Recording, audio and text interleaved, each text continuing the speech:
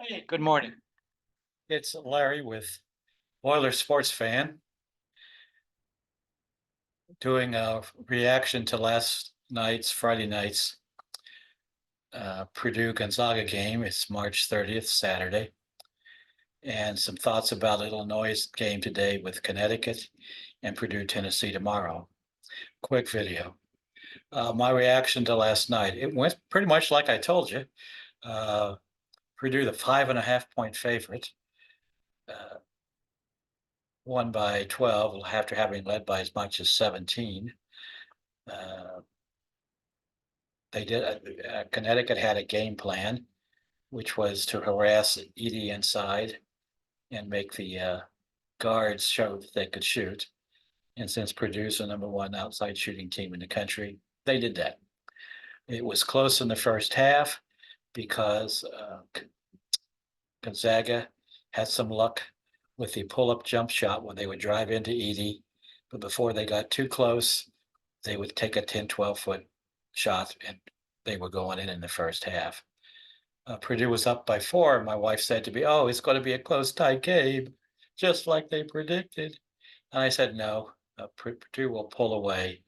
Connecticut's not going to be able to hit those pull-up jumpers all night. They're shooting way above their averages, and they'll come back to norm, probably shoot worse in the second half." And that's what happens. Ultimately, if you go long enough, generally statistics will tell the tale. Gonzaga might have kept up the good shooting, but that's not who they were, and so they didn't.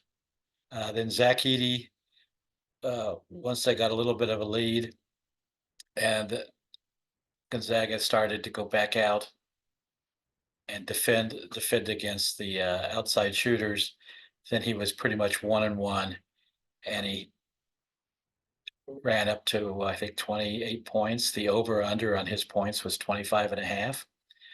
He got 28, and people started fouling out because other teams, the thing that they do that really helps Purdue is when Edey gets by them, they have to foul him to stop him.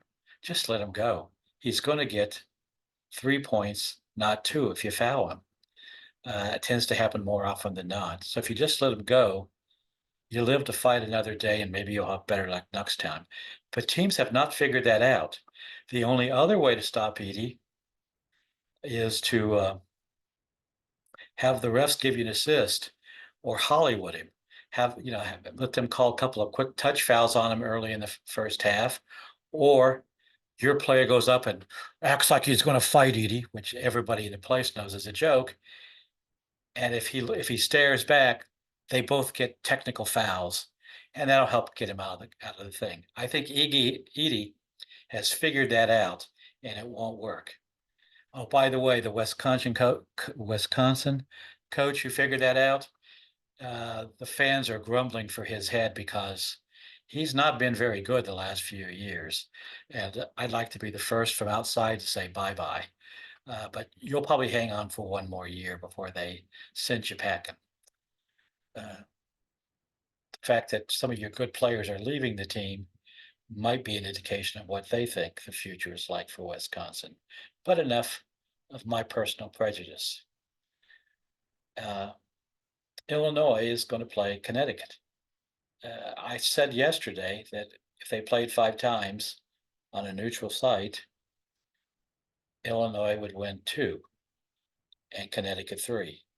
What will happen today, I don't know. Illinois has got a good chance to win it, and I'm not going to be stunned if they don't. To be honest with you, I picked Illinois to play Connecticut when the tournament began, and then I picked Connecticut to beat them, and I'll stick with that because that was my original thought. If I'm wrong, oh, okay. I wouldn't mind seeing Illinois and Purdue in the Final Four playing each other. Would you? No, you wouldn't.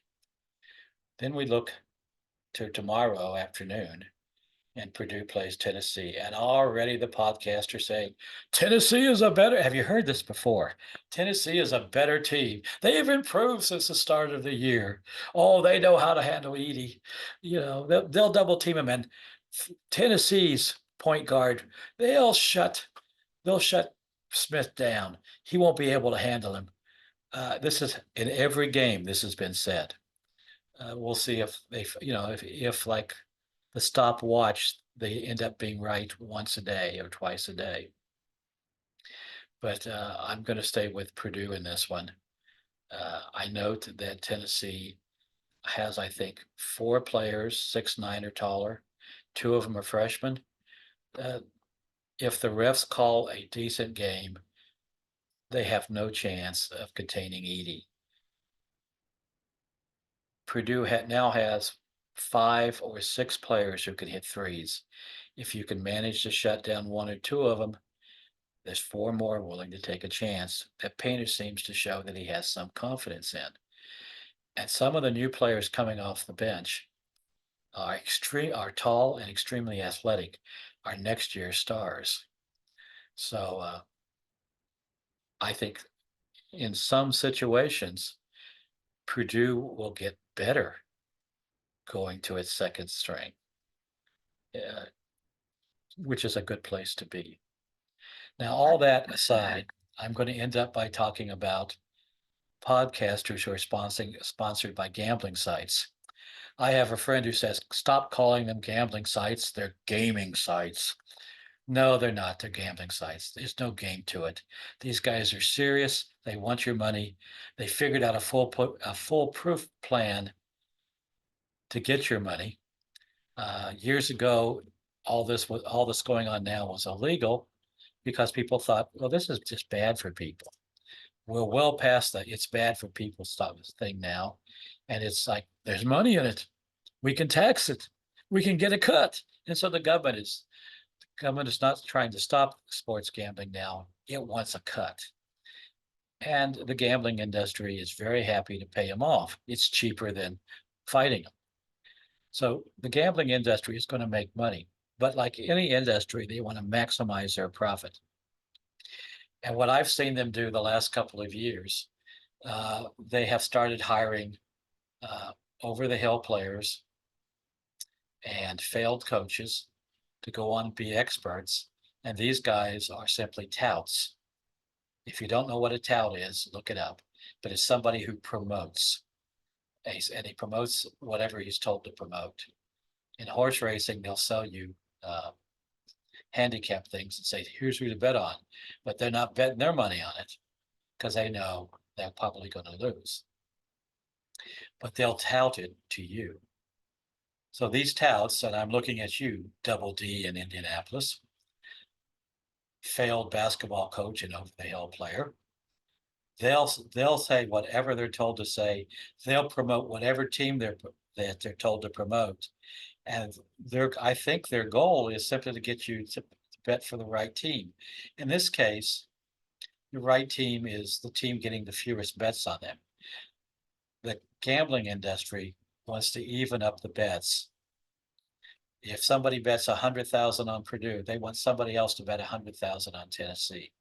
That way they get their cut off the top. Now there are villainous, unscrupulous gamblers, and I'm not accusing the gambling industry CEOs of this, who try to rig games. And if I were going to rig a game, I would not buy a player. I would buy the refs and let the refs know who you generally wanted to win. Is that happening? I don't know, but it's being watched for. There's actually agencies out there keeping an eye on this because they're concerned about it. So it's not some crazy conspiracy theory. It happens. In Europe, they have extreme enforcement on this, and they look for any kind of indications, and they've got a whole list of what indications that something crooked's going on. So always be aware that you're walking into a rigged game where the house wins and you lose. And only bet the money that you can lose and laugh. Don't end up like Double D in Indianapolis, bragging about how much you won last week, and then being out delivering sandwiches to make up the debt from your losses. Just don't go down that road. If that happens and the gambling industry isn't making big profits, maybe they'll go away. And that will change the sport back. Right now, it's not sport, it's entertainment. Much like the Harlem Globetrotters. We all know that the Harlem Globetrotters are not basketball, but they're very, very entertaining and they're worth the price. Well, that's what's going on now in both professional sports and in amateur sports. And like any good, honestly run corporation, the CEOs of the gambling industries recognize to increase profit, they have to increase the number of things you can bet on, which is why you're seeing all this tremendous push on women's basketball and women's soccer. Uh, okay, I'll say this. They simply are not as entertaining as men's soccer and men's basketball because they're not as good at it. There are sports that women are generally better at than men, but basketball and soccer are not them. That having, you go to see a women's sports thing because, well, it's amusing that they're doing it, but they're not playing the same game. No disrespect to Caitlin Clark. She may be the greatest women college player that's ever played. I wouldn't argue against it. But she's not in the same league with Pistol Pete. If she went one on one with Pistol Pete in his prime, she wouldn't get a shot off. She's not the greatest college scorer of all time. She's the greatest women's scholar. But we're told not we can't say that because it's going to kill a market. They want you to go out and bet on women's sports. Well, betting on anybody is stupid, but we're getting even more stupid with that. If it's such, because we're betting on more sports. So all that's my rant for the day, and I wish you well and enjoy Illinois' potential upset of Connecticut and really enjoy tomorrow night when another point guard fails to stop Mr. Smith. Mr. Smith goes to Phoenix. You have a good day.